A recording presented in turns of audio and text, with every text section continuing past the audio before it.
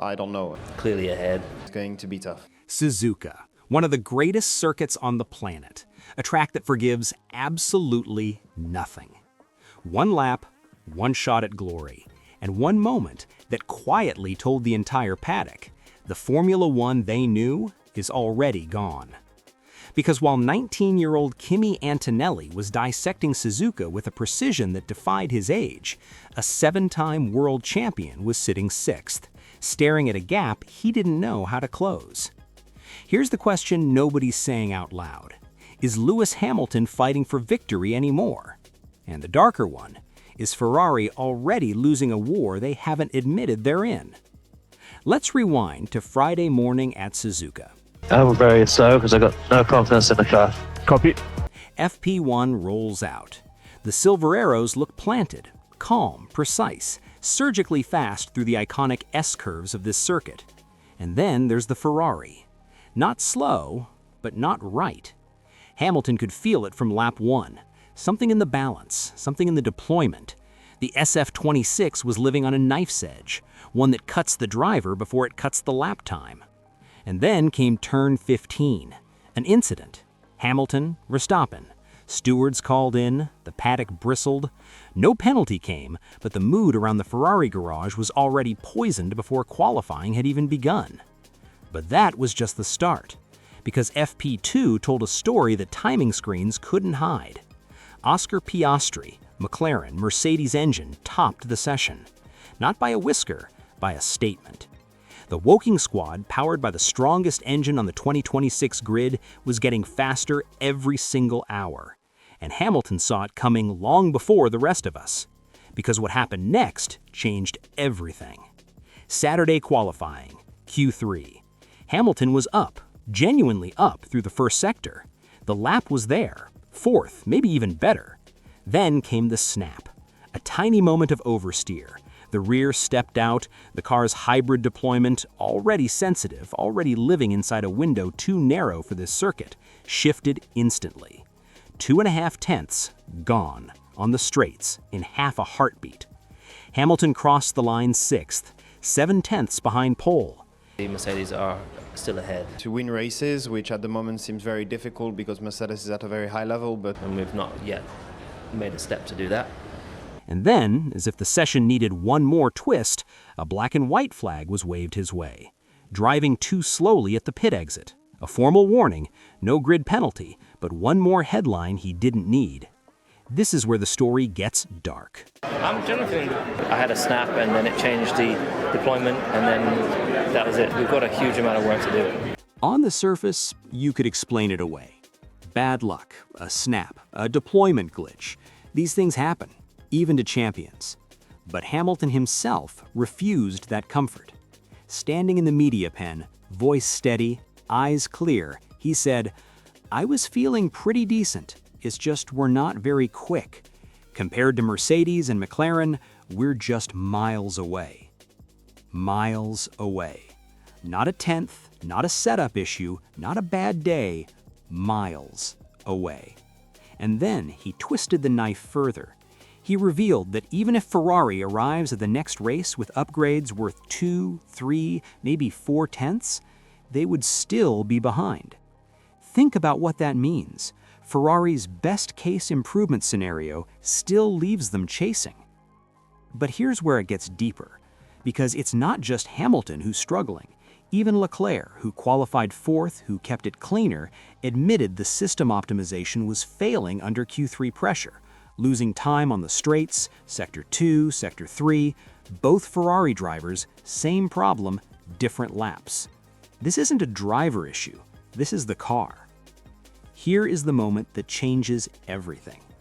Hamilton, after the session, didn't talk about bad luck. He talked about a structural problem. He said, "The engine is a part of it, but the chassis clearly is, at least this weekend, not on par with Mercedes. They're quicker through the corners as well." Let that land. Not just on the straights, in the corners too, the areas where Ferrari were supposed to be strong, the areas where the SF26 was supposed to compensate. And then came the admission nobody expected from a driver at the wheel of a Ferrari in only his 3rd race for the team. Just on performance, we're hugely down to the Mercedes engine. What that is, we don't know. They don't know. Ferrari's engineers, Hamilton's experience, the entire Scuderia, and they cannot yet explain the full gap to Mercedes. That is the revelation hiding in plain sight inside a P6. Meanwhile, 19-year-old Kimi Antonelli was posting a 128.778, 3/10 clear of his own teammate George Russell on one of the most demanding circuits in the world, in only his third Grand Prix weekend. He wasn't pushing beyond the limit, he was finding the limit, and making it look like the only natural place to drive. This is what a generational shift looks like, not a press release, not a podium celebration. A teenager from Bologna threading Suzuka's corners while a legend watches from 6th place. So what does this mean, right now, for the rest of 2026? First, within Ferrari, Hamilton is not losing confidence quietly. He is broadcasting it, publicly, analytically. Every word he says in the media pen is a coded message to the engineers back in Maranello. Find the answers, or this season slips away. And while Hamilton searches, Leclerc adapts, quietly building an internal edge, understanding the limits of the SF26 while his teammate is still fighting against them. That gap, unspoken and unwritten, is beginning to grow inside the same garage. Second, the championship picture.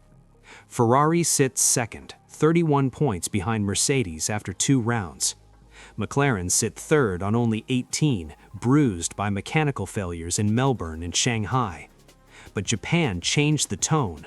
Piastri third, Norris fifth. The Mercedes engine in full voice. Hamilton said it himself. As they start extracting more of that Mercedes power, we're going to fall behind. That's not pessimism, that's a warning. Third, the development race. This new era of Formula One rewards those who evolve fastest. Leclerc said it directly. It's going to be a development championship. Development will play a much bigger role than in past years. Ferrari must not just improve, they must improve faster than McLaren is learning to unlock what they already have. That is an almost impossible race to win when you don't yet understand your own car. Scenario 1. Ferrari finds the answers. The SF26 unlocks.